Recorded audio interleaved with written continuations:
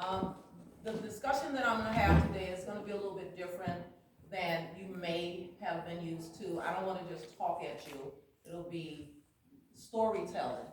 But before I even get into that, I don't wanna just read at you, but there is something that I wanted to write down because I don't want to forget to say certain things. First of all, welcome everyone. I'm honored and I'm humbled to stand before you today. I'm honored and humbled because you could have been anywhere in the world today, but you chose to be with me, quote Jay-Z. As I look around the room and I see all these beautiful women coming together for one purpose, I'm filled with joy, and like Al Green said, love and happiness. So, with brave wings, she flies. What an amazing quote, tagline, and or philosophy. While we have many words, including bravery and courage or heroism to describe it, physical bravery specifically remains a widely elusive phenomenon. The notion is illustrated in differing operational definitions used by researchers within the field, along with variations among occurrences and experiences of heroism. So you'd be sitting there saying, what the hell did she say?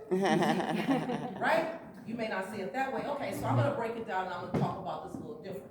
First of all, what does it mean to be brave? When you talk about an abstract concept such as bravery, you really want to break it down in terms of action. So I want to talk about somebody first before I talk about my story, who I feel is living in bravery, and that is a person who has overcome fears and has sought out to do things for no purpose other than for the active self.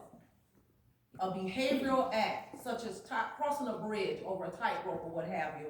You know, a lot of times people will do those things just because they want to do something to show that they have heroism in them or that they're courageous.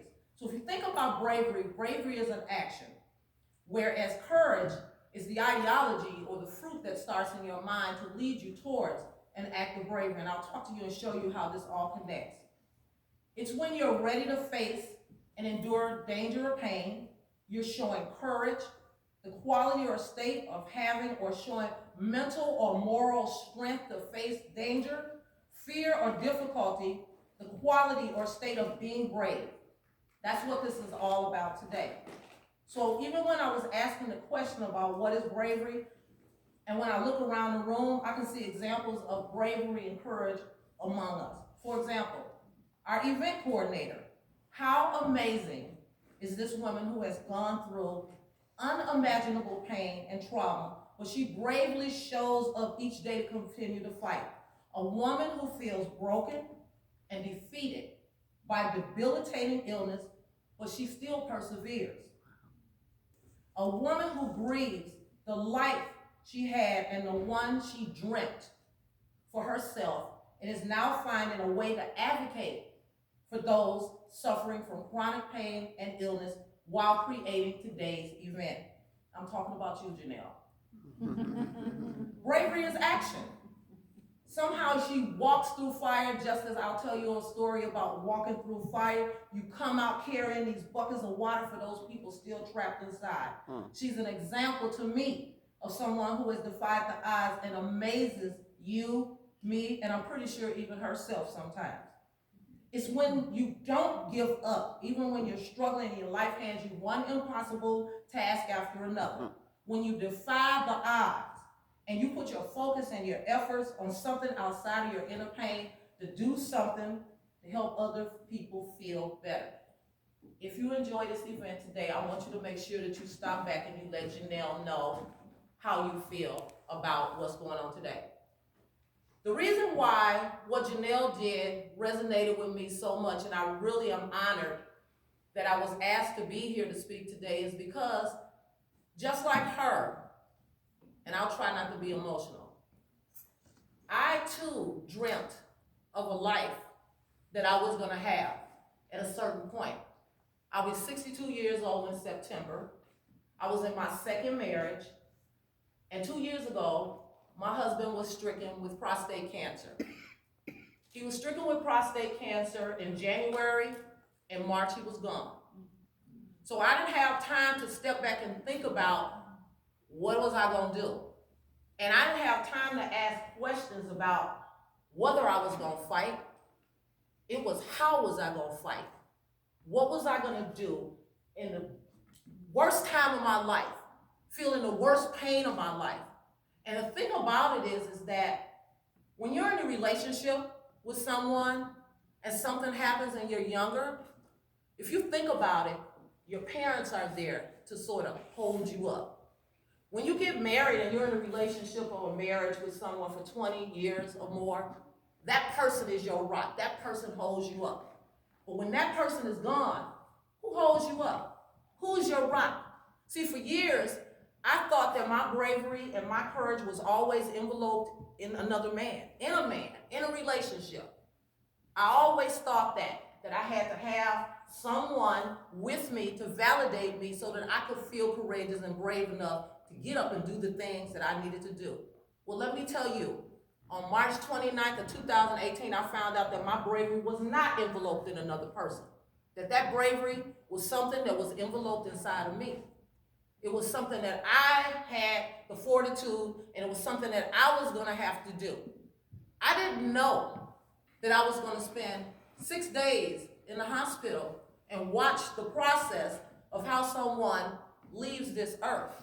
But just like I told you that bravery is a verb, so is love. And those two things are intertwined. You cannot be a brave person without having known love. And you cannot know love and not know bravery. Because inside of the element of love, there are a lot of challenges that you go through and you don't even think about it, especially as women. We don't even think about the challenges. What happens? One of your kids gets sick. You don't have time to stop and think about how you're going to do what you do. You just sort of go into action, right? You go into the mode. You don't stop to think about, what am I going to say? What am I going to do? Let me tell you something. When bravery kicks in, it's a great thing. Tell you a story. I was studying for my graduate review exam in 2000. I was living in Milwaukee, and I lived on 38th and Burleigh. I'll tell you the details because that's how I move through these stories. I want you to be in with me. I want you to come with me on this journey, okay? I'm studying for my graduate review exam. My daughter is like 13 at that time. She goes next door to her friend's house, Julie's, to watch Rugrats. That's one of their favorite shows, 8 o'clock. So I decided I'm gonna go in, and because she's going next door and I wanna watch her go next door and make sure she gets into the friend's house and everything. I bring all my stuff into the living room. Now, I'm gonna tell you why this is so important for you to really understand about bravery. Because bravery, because it's an action, you'll hear talking going on in your head, okay? So that night when I was studying for my graduate review exam, background of this story is that we were in the process of remodeling the house. We had stripped the floors. We lived in a 1922 bungalow. The house was built in 22, so y'all know it needed a lot of work. Okay, so we had to paint everything. We were stripping floors, everything. My ex-husband, who I had been married to for 16 years at that time, worked at a Wisconsin Electric. He was in Oak Creek. I was on 30th and Burleigh, so that's about 40 miles away. I'm in the house. I'm doing my homework, getting ready for the exam. All of a sudden, the phone rings. Okay, so for those of you who are somewhat spiritual, you might meditate with a candle or what have you, have some music playing. I always had candles, and my sister who is here, D'Artagnan, can tell you that I had candles everywhere in my house up until a few months ago, and there's a reason behind that. But I had these candles, and everything, like I said, in the dining room. So the way the house was set up, you walk in the living room, the dining room, the kitchen. There's a bedroom in the back, there's a master bedroom, and then the bathroom is in between. And I'm telling you this so you'll understand what bravery really is. Had 2 Staffordshires, one named Copperface and one named Shade, father and son. Shade was upstairs, Copperface was downstairs, and he was the more talkative of the dog. Your house could burn down and Shade be like, oh, Copperface is talking, okay? He's letting you know. I get up to go answer the phone from my ex-husband calling, because he always would call at 8 o'clock to check on us, clockwork. Phone rings, I get up, I go from the living room, dining room, kitchen, into the room where the phone is, because that's where the back office was. But like I told you before, I wasn't working back there that night because I really wanted to be in the front so that I could see my daughter coming and going from next door, right? So Living room, everything is all stripped down because we're painting. Dining room, and there's a scaffold. There's turpentine, there's paint, there's rags, there's everything. Kitchen, normal kitchen stuff, you know, I'm OCD, she can tell you that too. Everything was neat, put up as much as it could be. But you know those old sinks that you have? The ones that didn't have anything under them? Y'all remember those with the Chicago faucets that lift up? Okay, I just want you to visualize this. So as I'm walking past and everything, before I got up, blow out the candle, right? Blow out the candle, right? Blow out the candle, right? And blow out the candle, I thought. I get to the back of the room, I hear the phone ring, I answer the phone, 6 minutes, maybe 3 minutes elapsed. I look outside the room, and you know how like a light in your house looks like it went out? That's what I saw. So I'm standing here in the office door that comes out of the back room, looking into the kitchen. I'm looking into the dining room, and I see a haze. And it looks like a light's gone out. Ooh, but when I turn the corner and I look, it wasn't a haze, it was flames. I had not put the candle out the way I thought. I blew the candle out, but for whatever reason, it fell when I got up out the chair. The chair that I was sitting in was a chair that had the brocade little lines that go through it. It was blue and white, but it had that little gold filigree stuff in it. So you know that stuff takes off and it burns like nobody's business. I turn and I look, I see that haze and everything. And I said, I gotta go. I hang up from Anthony, I said, I gotta go, something's up. And crazy thing, y'all, I see that there's fire coming from the living room and the dining room. So I was like, oh my God, my husband's gonna kill me. That's what's going on in my head, you guys. The house is burning down. And I'm standing there thinking, my husband's gonna kill me. So I go into the kitchen. I told you how the sink was. There was a bucket under the sink, because that's the one, you know how when you, old school, you mop, you put the bucket under the sink. I take the bucket out. I put it in the sink. I turn the water on full blast. Meantime, the house, the living room and dining room is burning down. Okay? I push to throw the water. It all comes back at me. Hits me dead in the face. You see any scars? No. I'll tell you about that in a minute. The water comes back at me. I don't stop there. I'm still thinking my husband's gonna kill me. What am I gonna do, right? I'm soaking wet. The house is burning down. I'm still worried about what's happening in Oak Creek and what's gonna happen when we get home, right? I go back to the sink. I turn the water on again. I've loaded up about halfway, and I hear a voice say, Eldridge, go on out. As plain as I'm standing here talking to you, I heard that voice that said, Eldridge, go on out. Now this is where bravery kicks in, because the courage was in my head telling me what to do. But the brave piece was the piece where I was gonna have to figure out what's my exit plan. All right, because you in the throes of this fire, you don't have time to really think. Like I said, when something really happens, you don't have time to think. You either going forward or you're gonna succumb to whatever is happening. The voice said, Eldridge, go on out. Well, because of where I live and because my house had been shopped in a couple of times while I was at work, I had the 2 dogs. My dog was barking out back to tell me that there was fire, and that's why I put the phone down, because I was like, not even looking to the left of me, looking to the right, thinking, why is that dog out there barking like that? Is somebody in the yard? No, the dog was trying to tell you, fool, you done set your house on fire. It's that crazy. All right, so then I'm standing there after I said I put the water to put the fire out, to make my exit. The door right there is right there. I can see out the back door, because we had a back door. You know how those bungalows are made front, and most people don't have a side door. Well, I had a front, a side, and a back door. So since I'm in the kitchen and the fire is that way in the living room and dining room, what you guys think would be the most logical way to go out? That door right there. Oh no. Miss Brave here, this is where the brave comes in. I heard the voice say, call on out. I walked through the living room. I walked through the dining room. We had those deadbolts, the kinds where you had to put the key in the door. I had to put the key in the door, turn the lock, open that door, unlock the storm door, go out, go next door and say, This is Eldridge Sneed, my ex-husband's name. I live at 3069 North 38th Street. My house is on fire. Them fools asked me to repeat what I said. I had to repeat what I said. That's a good point. I had to repeat the address. In the meantime, I'm in shock. Mm-hmm. My house is, I'm gonna get it, because the house is burned down.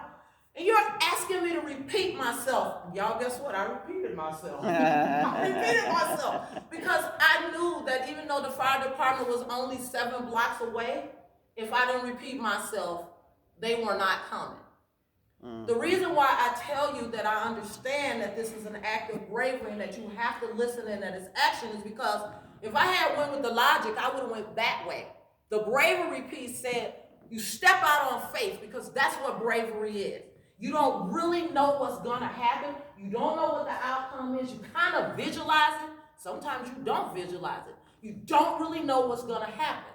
But you step into it anyway. You step into it because there's something in your genetic code of every woman in this room that has to do with bravery. You know how I know? Because the law of attraction says that we surround ourselves with people who are like us and who bring the energy that are on the same spectrum with us. So everybody in this room is on the same spectrum. Everybody in here is manifesting bravery. Now, it might not be to the level where you got to walk through fire. Let's hope you don't get there. But I want you to understand that you do. You have what it takes. You already are brave people by the fact of the matter that you came out today and they're telling us not to go out because of coronavirus. Corona what? We are women. We are brave, courageous women. We're strong. We're running the world. Tell it. Don't forget this, ladies. Do not forget this. We got a voting season coming up. You got to remember, we got to be brave. We got to go out there. We got to take back the things that belong to us. All right. We cannot continue to stay where we are. We can't. I know of courage and bravery just from the things that I've done, but just like I know that what will happen is as a result of all of you lining up in this room and being here together today, you're going to connect with somebody who's going to close something that you need because I know that through my pain came my purpose. I'm stepping in my purpose right now. It takes bravery and courage to stand up in front of people and speak because you know as soon as you walk in the room, people scrutinize every single thing about you, especially when you're a woman of color, especially when you're over 40. And don't be 10 pounds overweight because they ain't even want to let you in the door. Okay? So think about all of the things that you have going for you as women. You are super courageous. You're super brave. And like I said, I know it's all action oriented.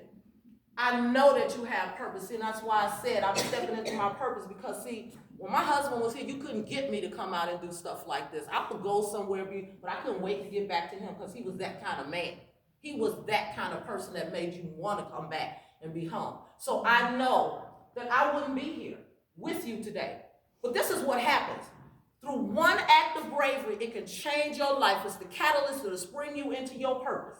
If you don't listen to the voices in your head when they're trying to tell you that you can and other people trying to tell you that you can't, you will continue to run into mayhem until you actually start to do the things in your life that are your purpose. I'm living proof of it. I can tell you that every single relationship that I've been in, not because of me, may have ended in tragedy. It's been death, divorce, and fire. That's been the motto in my life. It's just a matter of when is the death going to occur, when is the divorce going to occur, and when are you going to walk through the next fire? Because since the 9 years old, first fire, 16 years old, second fire, 22, third fire, 42, 42, fourth fire. And every time fire happens is after you're supposed to be doing something and you sidetrack yourself, the universe will make you pay attention. True. It will stop you in your tracks.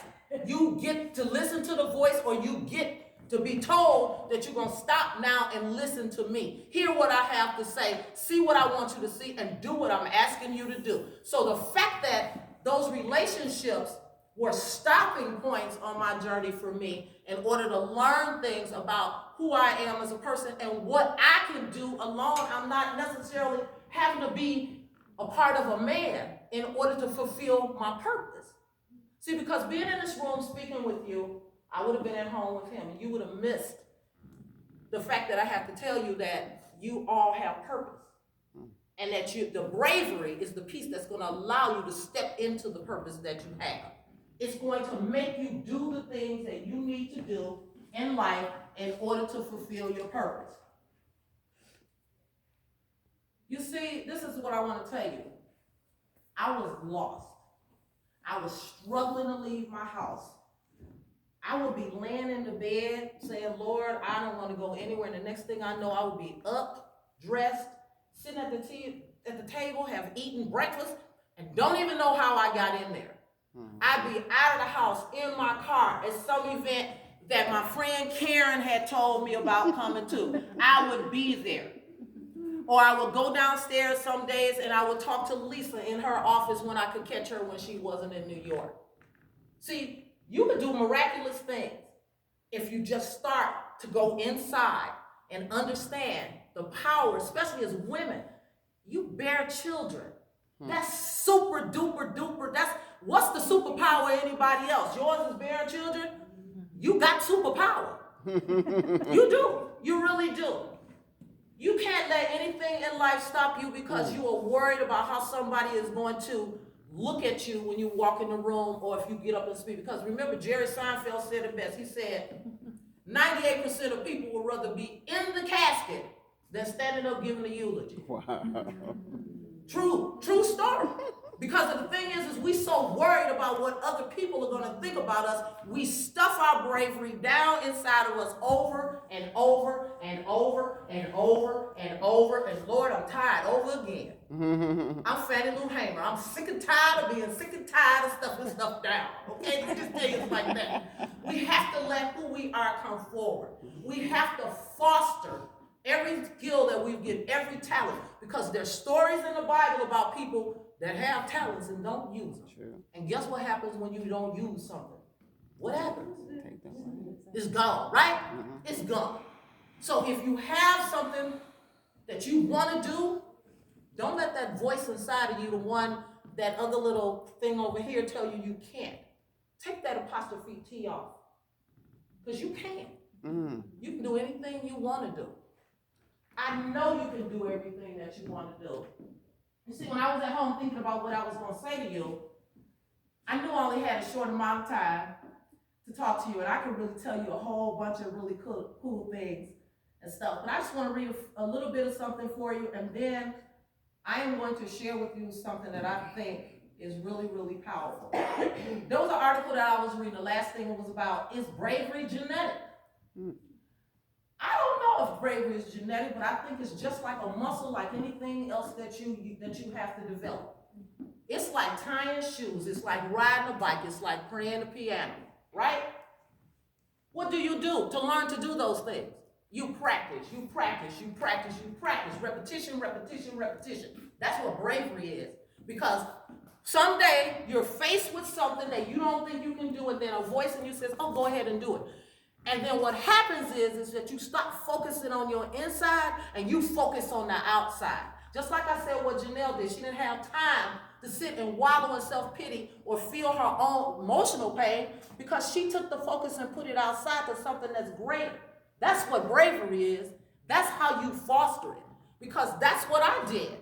I stopped saying, woe is me, and I start asking the question of God and the universe and whoever y'all want to call the creator. What am I supposed to be doing? What do you want me to do? What is my purpose? And he was telling me all the time. He's like, Elder, you really need to use your voice because all of the things that you've gone through, there are people out there that are hurting. They need to understand that where they are is not where they have to be, and they need to understand that they have everything that they need inside of them. So on that note, I'm going to share with you some words that I can't really say them, but I'm going to try and get it out. Because when I was thinking, this really spoke to me.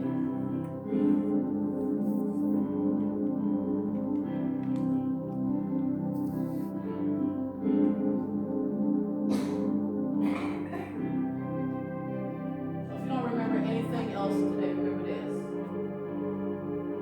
I used to think that I could not go on.